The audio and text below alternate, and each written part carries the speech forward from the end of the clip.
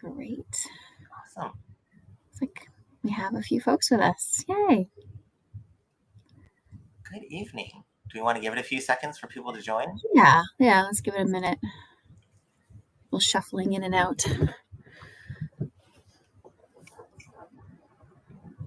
How's the weather there?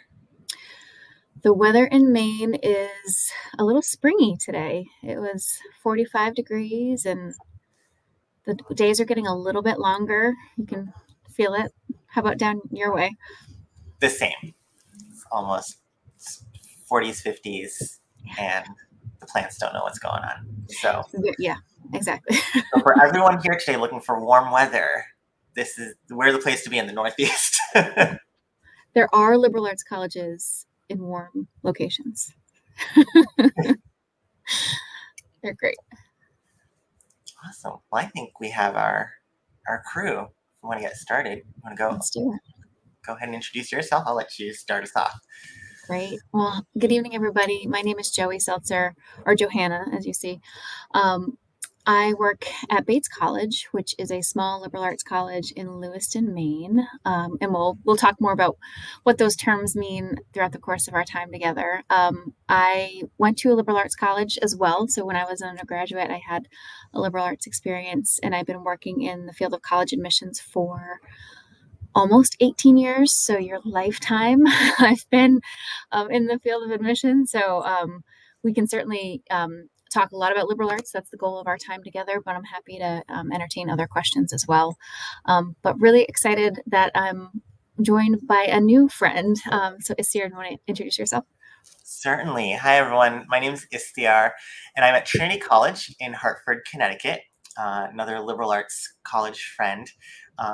And I've been in admissions for about 10 years. I didn't graduate from a liberal arts college, but I think what's very telling about the success of the kind of education you can get with a liberal arts model is that I was at a larger university that essentially did a liberal arts style education.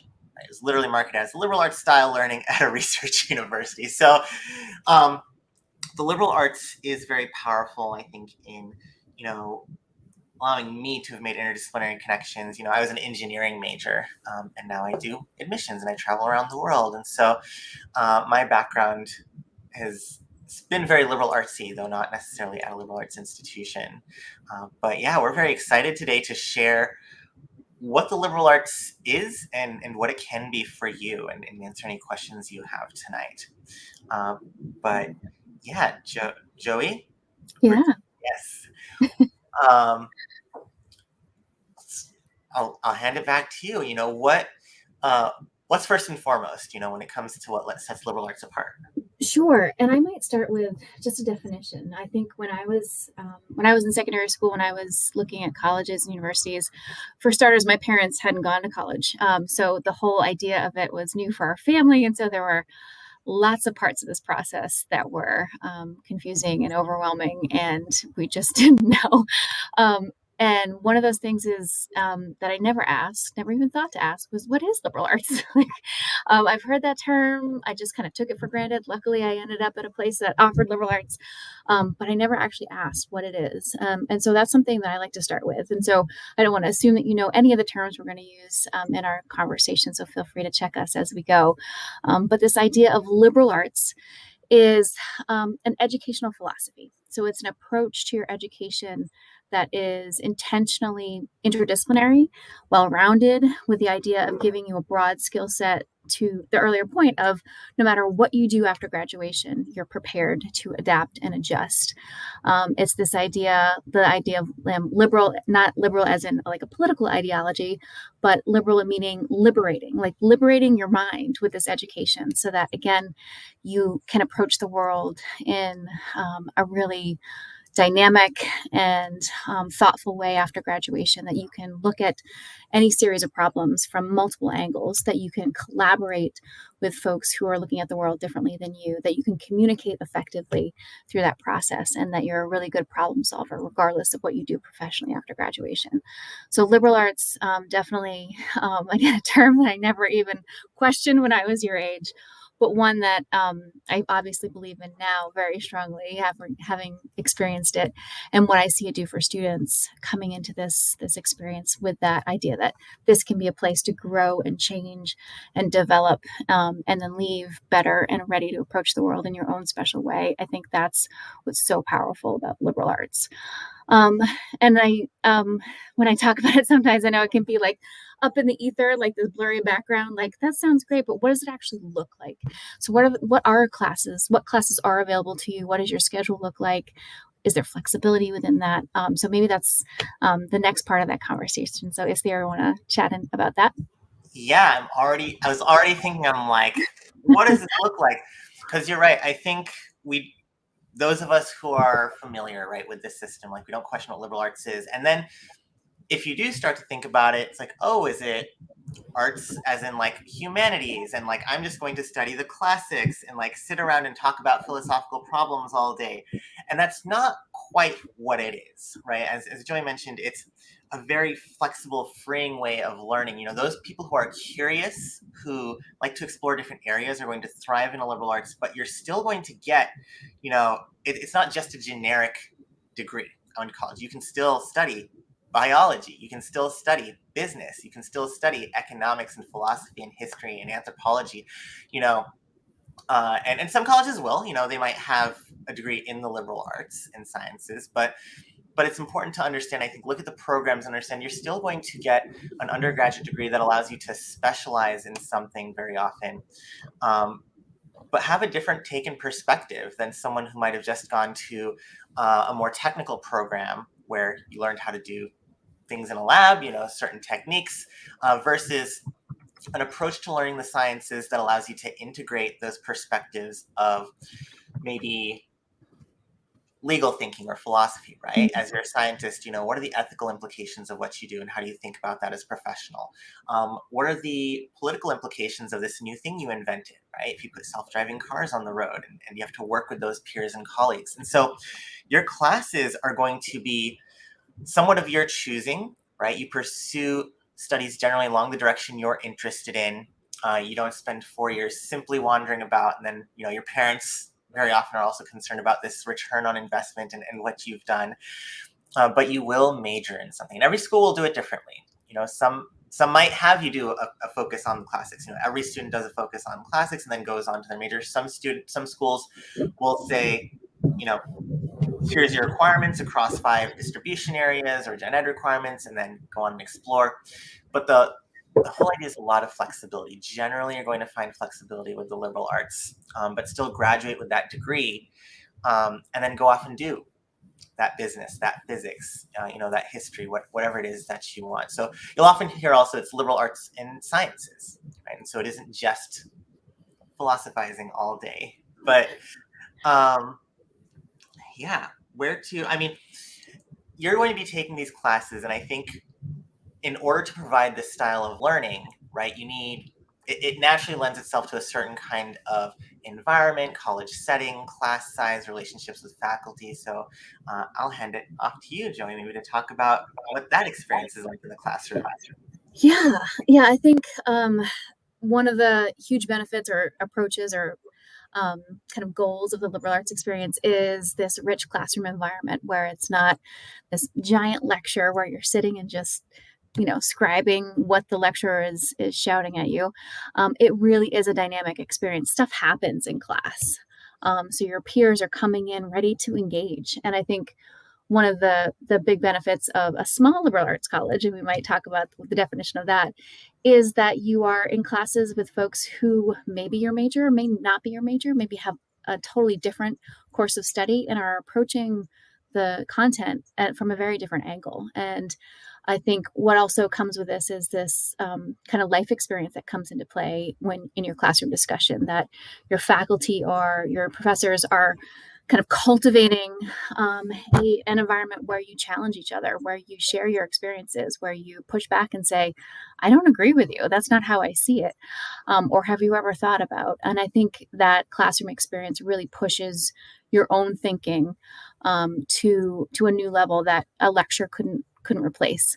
And so that's definitely one of the goals of the liberal arts experience, is that Collaboration, yes. But I fear like collaboration implies that we always agree. And I think what's really important about this dynamic learning environment and the liberal arts learning environment is that it pushes you to disagree. And sometimes that's okay. You don't have to resolve those disagreements by the end of class. And that's often one of the best parts of the experience is like getting to the end and saying, I still don't agree with you. That was a really interesting conversation, though. And so that idea that um, we're replicating what happens in life after graduation. You know, you're going to cross paths with folks from all walks of life with very different approaches to things. You're going to work next to people who may think differently than you or approach or problem solve differently than you. And so building that skill set in the classroom is a really important part of the liberal arts experience for sure. Um, so I mentioned a major, and that's something that I think for many students looking at liberal arts, the idea that choosing a major has to happen is intimidating, or maybe one of the appeals of liberal arts to begin with. So, at many schools that offer liberal arts, you don't have to declare a focus until further along into your time. At Bates, it's not until the end of your second year that you have to declare your major, your intended course of study. So, hopefully, that's freeing as well. The idea that you have some time and space to sample different classes and play a little bit before you settle in on a major. Um, for you, Isir, how did you choose your major? What did that look like? So I was I was on there's a spectrum always of like where people enter college, right? And there's the undecided student who's truly like, I'm gonna try five different things. And then there's the student I talk about sometimes. It's like, I'm gonna study physics, and they study physics and they become a physics researcher, right? And like they knew they wanted to do this ever since they were 12.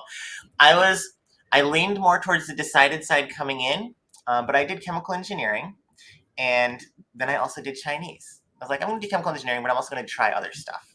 And I ended up also, being in a place where I didn't have to declare my major until my second year, right? So I took advantage of both of those. It can benefit you in two ways, it feels like. So if you know what you want to do, you're not waiting to take those classes about things you're excited about, right? So I could go right into my engineering, my science classes, and really do what I was excited about right from the get go before getting other things, instead of getting other things out of the way in my first year, right? But I had the flexibility to not be locked in, and also have access to all the departments on my campus because you're not locked into your department. So I took Chinese and I really liked it, and then I decided I was going to keep doing Chinese, and then I studied abroad my junior year and did more Chinese. I ended up double majoring, right, in chemical engineering and Chinese, and Chinese was something I never planned on doing, thought of doing, let alone major in and study abroad. And that changed my trajectory. Like that's really one of the main reasons I've ended up doing international admissions now. Instead of just focusing on engineering, I was able to broaden out my prospects and direction so much more. So that's exactly as Joey said. You come in and you're able to take the time to decide what you want to do, and have space to do more than just one thing, I think. Mm, absolutely. I had a student who said to me once, like, I hate that term undecided. I'm not undecided, I'm multi-decided. I was like, okay, Yeah. I think that's perfect. Like, I do think a lot of the students that I talk to are excited about a lot of things and still know that they haven't had a chance to access philosophy or psychology or sociology in high school, and this is their chance to try that on before they settle on a major. Or to Isir's point, like I have this thing that I'm really excited about, but I also am curious about other things. So being able to pursue that in a place that allows you the flexibility, you don't have to jump through hoops to pursue it, is definitely the goal of liberal arts as well. Yeah. And to your point, I think there are so many other elements that are expected probably in a small liberal arts college that really do complement your experience and your learning. One of those things might be study abroad, and that's something that a lot of small liberal arts colleges will focus on and allow our students to do. Do you want to talk about that a bit? Yes. It is almost a rite of passage at Trinity, I feel like, that students go to study abroad. Over half of our students are gone at some point during their time at Trinity. They've and there's such a variety of programs. They call it study away because sometimes students will go to New York City and do a performing arts program, or something along that nature. So we do have programs within the US as well. But the the joke is we try to get you out of here as soon as you get here, and get you studying somewhere else. Cultural exchange, and broadening your perspective through the diversity of experience, both present on our campus, but also off our campus, right? Getting you to learn things differently, encounter different cultures, encounter different perspectives is key to the liberal arts. And so I think that's why study abroad fills such a big space within the liberal arts experience. It's very supported. It's very encouraged. Almost universally, you'll find liberal arts colleges that are transferring the financial aid or scholarships you get along to a study abroad program. And even though you're coming to, technically another country to study, even international students have access to study abroad. So it has a bunch of certainly logistical benefits, right? You can expand your network internationally. You can meet professors, find more opportunities. But I think the biggest thing is immersing yourself and learning to adapt. Again, just this constant theme of being open to new ideas, adapting, questioning, being curious, being okay with disagreement, learning to understand all the different backgrounds that folks come from. So the students study, sometimes in multiple countries. You can definitely get at least a semester in, if not a year in. Some of our students go for 3 semesters. Some of them split that across different countries. Some of them are very focused on a certain destination. It can be tied to what you're studying. We can definitely find you a business program or a history program or an engineering program abroad, if that's what you want to focus on with your major. And you're not going to have to study thermodynamics in French, if you're not a French speaker. But you also don't have to do it related to what you're studying. And that's what's so wonderful. You can truly just take the time to explore something new, let the culture sink in, learn new subjects, and learn another language, even if you're not a language major. And Trinity has a variety of programs. And I think this is illustrative of a lot of colleges with a variety of options. We have a campus in Rome, for example. And so if, students want to take advantage of that option, you'll be with Trinity faculty, you'll be with other Trinity students. I'm always pro, put yourself in the most unfamiliar situation possible. So, there's programs that aren't Trinity affiliated necessarily, where you're going to be with a bunch of students, not just from the United States, but from all over the world. Obviously, also in the locale, local location where you're from, you'll engage with those community members. And then there's sort of an in-between. There'll be traveling programs over breaks. We really try to make it possible. We want to be as flexible as possible for students that are doing athletics. Sometimes the season conflicts with the semester and you can't take a study abroad semester off. So summer programs, winter break programs, and then doing it shorter or longer, whatever works for you. We really try to get students abroad. I did a year in China. So there you go. Plan early. If you start planning in your first year, you can definitely make whatever you want happen. I just keep putting links in the chat. Yeah. So if anyone is listening and wants to click and dive down rabbit holes, those 2 websites are super exciting and fun, and you could lose hours looking at where students have gone and all the different programs at our schools. I think another element of what we're promising in this liberal arts education is a liberal arts residential experience. So you have your academic core, which is why you're here, and all the freedom and exploration and independence that comes along with that. You can complement it with study abroad, hopefully, or off-campus study, which can really enhance that, as we just mentioned. And then there's your day-to-day life outside of the classroom. So what that looks like really can add tremendously to your overall experience as a young person who's growing, but also academically, and the things that are stirring you in your intellect. So the residential experience is a significant part of most liberal arts college promise to their students. And what that looks like is robust clubs and activities, athletics, dining halls, student affairs offices that have bands coming to campus, or open mic nights, or comedians. Faculty are constantly bringing experts in their fields to campus to speak or read or perform. So there's this robust social life that is fueled by all of these residential experiences that really does complement your academic experience as well. And I think for maybe particularly for the age group that we're talking to here, given what you all experienced during the course of your secondary school education, where you might not have had the opportunity to fully explore extracurriculars due to the pandemic and restrictions, perhaps due to other reasons. This residential experience can allow you, yes, freedom academically, but also maybe freedom socially, to try new clubs, to learn new talents, and to socialize in really structured ways that allow you to have folks with shared experiences and maybe shared interests. And so that's a huge part of the residential liberal arts experience as well, is what happens outside of the classroom. And also dorms. So thinking about kind of how your residential, like having a really nice place to stay, that plays into this experience too. So guaranteed housing for all 4 years in a lot of schools like ours, that allows you to not worry about that side of things and just focus on your experience as a student. You don't have to worry about paying bills or signing a lease that can come after graduation. The residential experience really allows you to fully immerse yourself in this experience. I think for a lot of our students, they might come in knowing, oh, played field hockey in high school and I was in the band. So those are the two things that I really want to continue.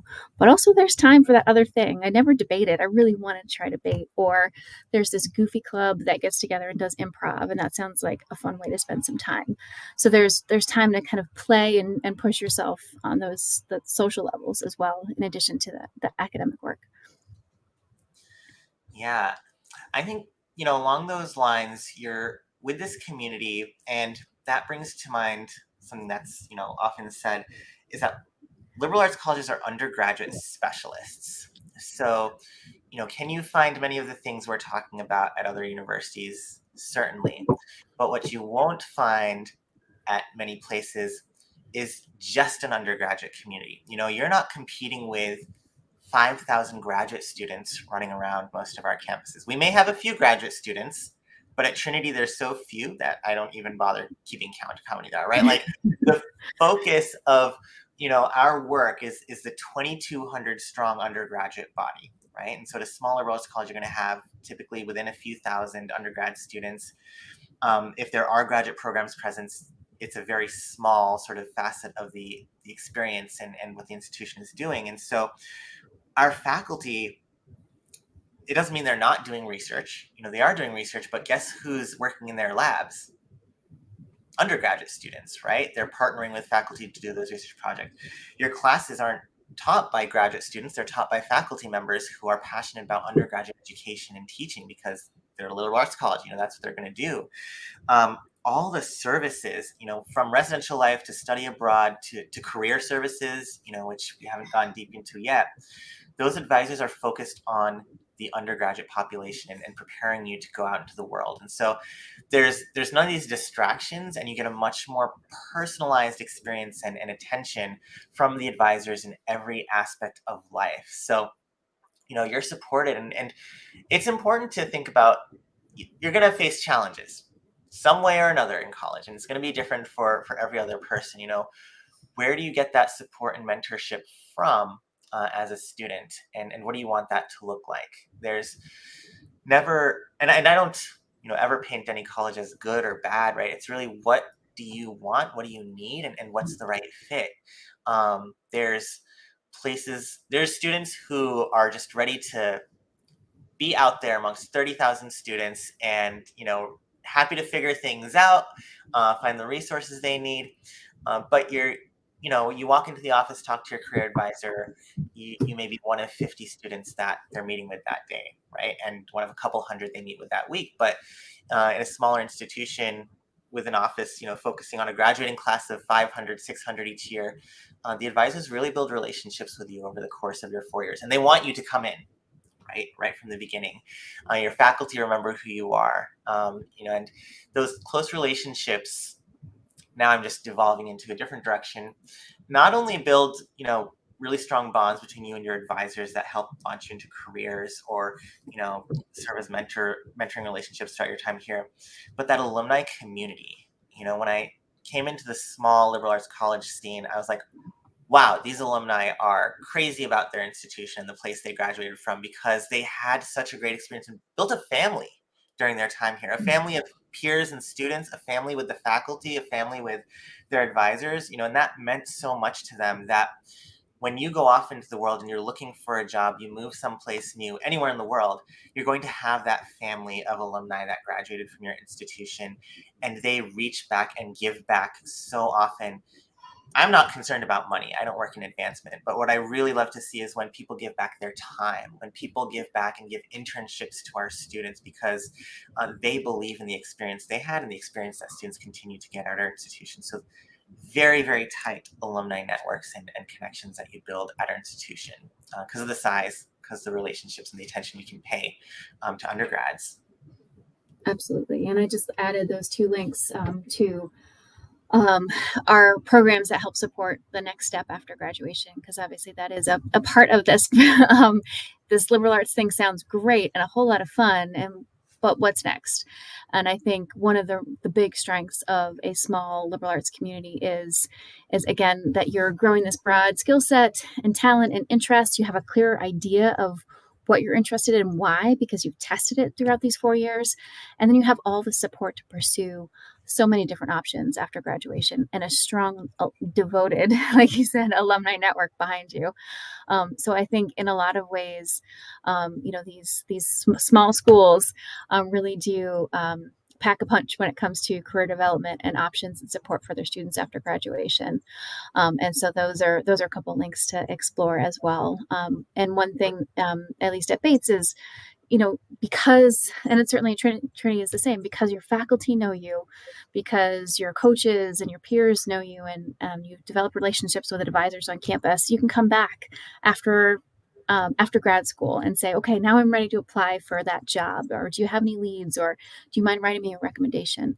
And people remember you. And so those connections stay strong for decades after graduation, which I think is incredibly powerful and makes you want to feed back into the system and set up an internship for, the person that graduates 10 years after you.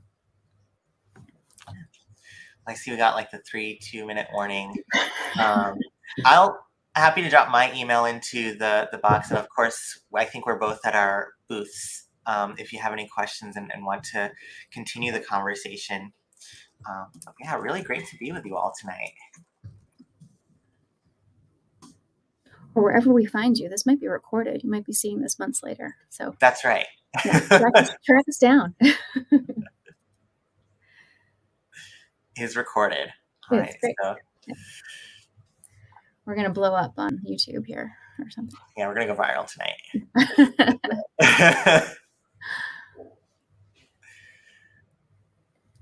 Well, thank you, folks. Feel free again to drop a question in, come visit us at our booths, or come visit us in person. More than happy to have you on campus. We're not that far. We're in the Northeast. Yep. Thanks, Asir. This was lovely. Great hanging out with Joey. You too.